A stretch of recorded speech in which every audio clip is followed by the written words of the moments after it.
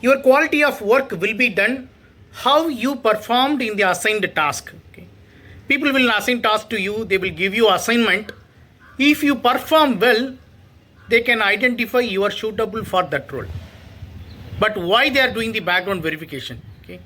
The quality of your work is different. The quality of your behavior is different. Several times I am suggesting about the termination letter and people are ignored.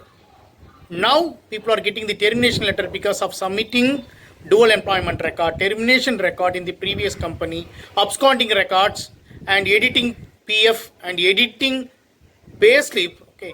These are all will not give positive feedback from your present or future organization. Okay.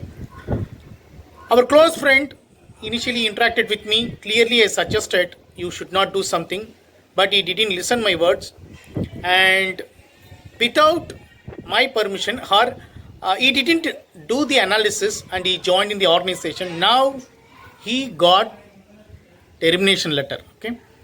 So please remember, if you don't have knowledge in a particular part, you need to do some analysis. You need to interact with professional people who will have good experience in their respective field. Okay.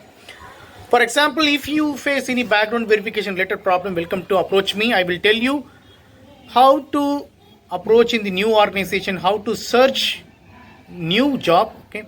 Even though if you have worst certificate and best certificate, if they got terminated you, if you don't receive absconding letter, I will suggest you how to get the relief letter. Okay. Simply don't sit with your problem, don't sit with your absconding or termination and dual employment record. You have to do something, right? Okay.